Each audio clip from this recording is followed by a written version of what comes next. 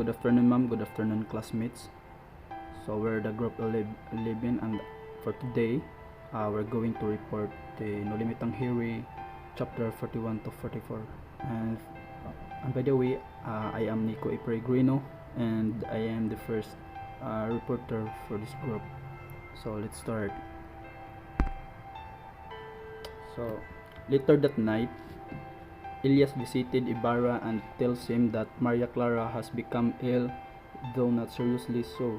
He explains that he was able to prevent the riot because he had previously saved the lives of the two people leading the Chayus.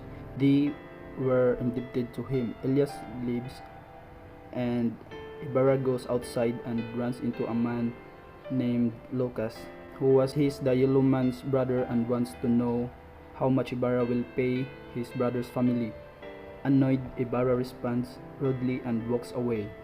So, yellow man called here in the scenario was the brother of Lucas, was Bruno Alisigan. So this yellow man called a man hired to kill Ibarra. So this man, the brother of Lucas, was also a resident of San Diego. So this man helps build the skull, engineering a large stone that he intends to drop on Ibarra on the day of San Diego's Fiesta. So at this point, before the Ibarra's happened, Elias learned that Ibarra's life was being targeted on that day. So Elias was feeling indebted on that day. So he warned Ibarra's during Padre Damasco's sermon on the town Fiesta that his life was in danger. So later on, during the cornerstone laying ceremony for Ibarra's skull, Elias saved Ibarra from being killed by the derrick operator, killing the derrick operator and instead of Ibarra. So kini daing kuan guys, kining operator mo din si Bruno Alisigan, which is the yellow man who hired to kill Ibarra. So kini daing panghitabo kang Ibarra guys, mao kanang ipapatay jud siya because siguro sa mga buhat niya ba nga mga gusto niya nga mahimo bitaw niya, daghan ning babag mga tao niya, daghan mga disagree sa mga plano niya, mao nabuhat nga ipapatay si Ibarra sa kana nga okasyon nga naay fiesta sa San Diego. So when Elias killing the derrick operator, so that's the debt to repay for Ibarra, for being saved his life into a vicious crocodile. So mao nang kanang iya tong gibuhat nga panghitabo guys, kay katumanggod nga panghitabo sad sa kang Elias, hapit siya namatay niya, gitabangan siya ni Ibarra niya. Mao to nga iyang gi-promise nga protektahan jud niya si Ibarra sa mga enemy. So mao to nga sa katong panghitabo iyang gipatay ang kuan, kay kabalo man siya nga ang life ni Ibarra sa kanang higayon ay kanang delikado na. So mao to nga gibuhat ni Elias nga giluwas pod niya si Ibarra. So para sad sa pagluwas pod ni Ibarra sa iyang kinabuhi sa katong time nga hapit pod siya na matay sa crocodile. So for you to know guys, the cornerstone laying ceremony is a ceremony that placing of offerings of grain, wine and oil on under the stone. These were symbolic of the produce and the people of the land and the means of their subsistence. So ang kini di ay cornerstone guys, ang paghatag or paghandog bitaw og mga liso sa ilang pananom nga og mga ilimnon og mga kanang mga oil, mga langis sa ibabaw og sa ilam sa bato. Ang kini day nga pamaagi guys, isinasagisag bitaw nila sa ilahang mga ani og sa mga umahan nila og sa mga tao. Mao ni ilang pamaagi every fiesta sa San Diego, or murag kanang ritual na sad bitaw nila ang ingon ani nga pamaagi. So ang kinid bitaw kay kana bitong kahoy nga gipabarog, tas kana siya tulo na siya kakahoy, nagporma na siya triangle nya sa ilaw man kay naadtong bato nga dako kay ng bato nga gibitay didto nga mao to ang kuan nga gamiton unta sa pagpatay kang Ibarra. Katong nga time nga si Ibarra na ibita siya speech sa kuan sa tunga. So mao sa nang gibuhat ni unta sa pagpatay kang Ibarra nga kato nga time nga si Ibarra na ibita siya speech sa kuan sa tunga.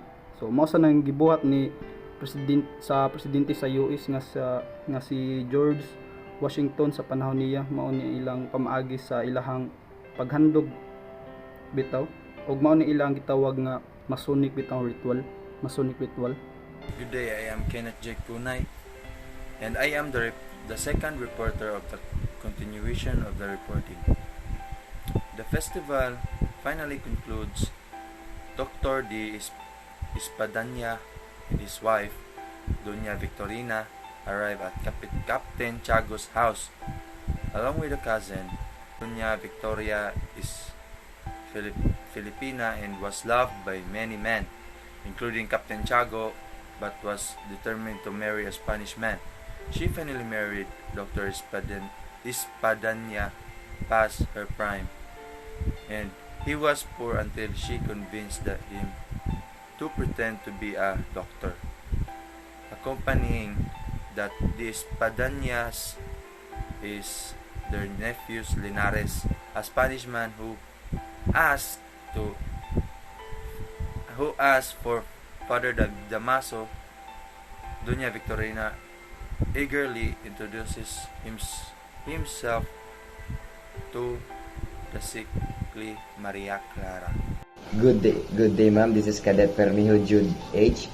So I am the third reporter, and this is the continuation of the reporting. So Linares introduced himself to Father Damaso as his brother-in-law, godson, and give him a letter in which Father Damaso, brother-in-law, asked him to help Linares find a job and a wife.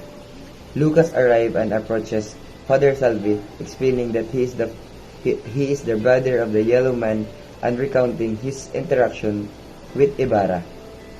Father Salvi is strangely rude to him, yelling at him to leave, and Lucas does. So, Maria Clara's health slowly but steadily improves.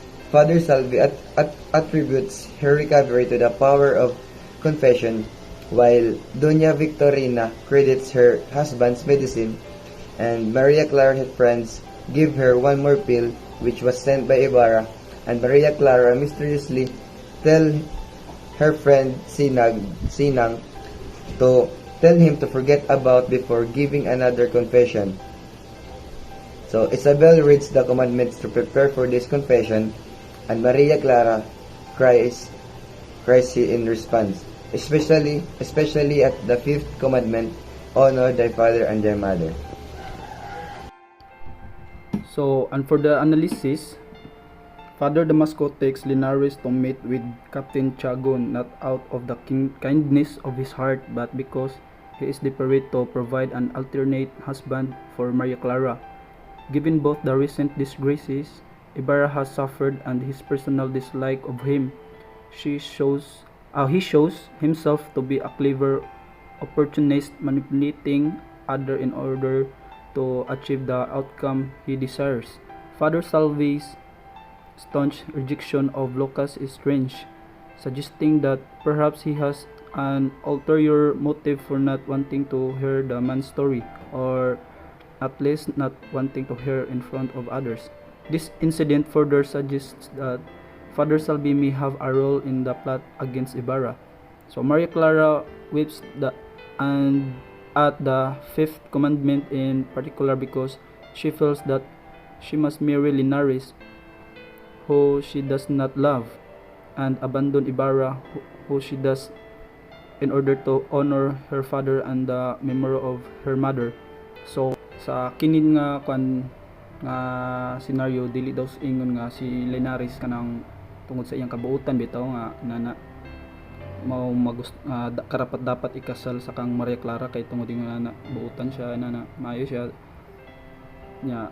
Unlike kang Ibarra, gusto niya si Ibarra, pero ang iyahang ang family gyud ni Maria Clara nibabag sa iya kay tungod sa kanabitong kang Ibarra nga background. Kabalo mo kanang iyahang daghan nibabag mga tao siya mga nana tribal kay ang kinabuhi ni Ibarra, maong ang family ni Maria Clara nimbabag sa kagustuhan nga di siya karapat dapat ikasal kang Ibarra. Ano siya guys. So and that's for to this report. So thank you ma'am, thank you classmates.